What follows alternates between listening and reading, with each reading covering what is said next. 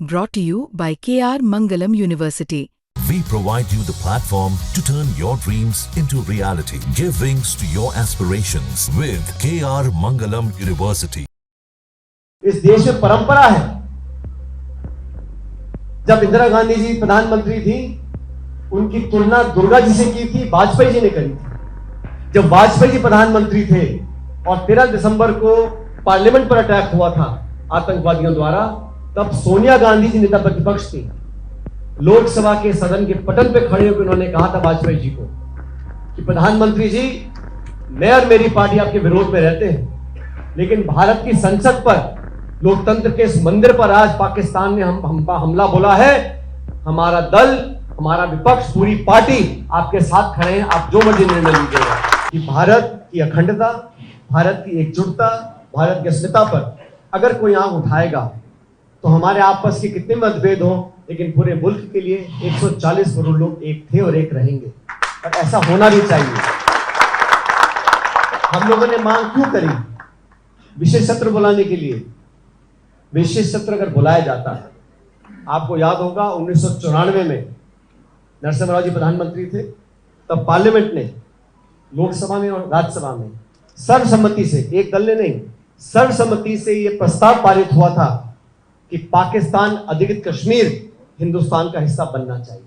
1994 में सर्वसम्मति से पार्लियामेंट ने यह प्रस्ताव पारित किया था कि जो पीओके है, आज भी जम्मू कश्मीर की जो विधानसभा है, वहां पर पीओके के लिए सीट छोड़ी हुई है, खाली पड़ी रहती है, वहां चुनाव नहीं हो पाते तो हमने खाली छोड़ रखी है।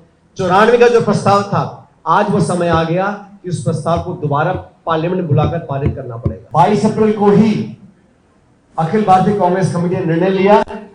हमारे अध्यक्ष खड़गे जी ने कहा कि देश में जो आज घटना घटी है, हम उनको श्रद्धांजलि देते हैं, लेकिन हम भारत सरकार के साथ पूरी ताकत से खड़े हैं। पाकिस्तान को मुंहतोड़ जवाब देने के लिए जो भी कदम सरकार उठाएगी, हम उनके साथ हैं।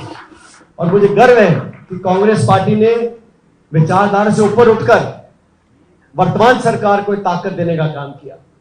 ये कोई नई बात नहीं है, इस देश में परंपरा है।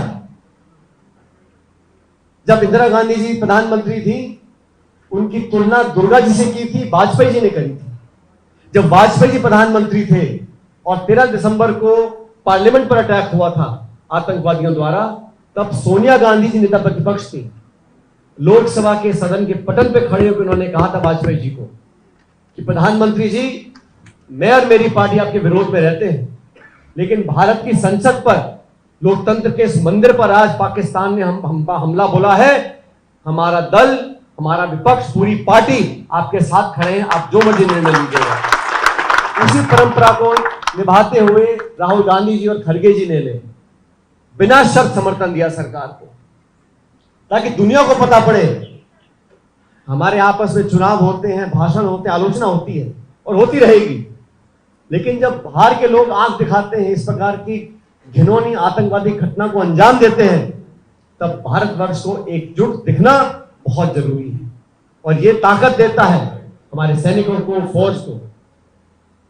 22 अप्रैल के बाद ऑपरेशन सिंदूर के अंदर, जैसे सभी वक्ताओं ने बोला, हमारे सैनिकों ने, और साथियों, मैं अतिशोक्ति नहीं कर रहा हूं, दुनिया में बहुत सारी फौजें हैं, लेकिन भारत की जो फौज है, भारत की फौज में यहाँ की मिट्टी और पानी ने ऐसे नौजवान पैदा किए हैं कि वो, मैं समझता हूं, दुनिया की सर्वश्रेष्ठ सेना है।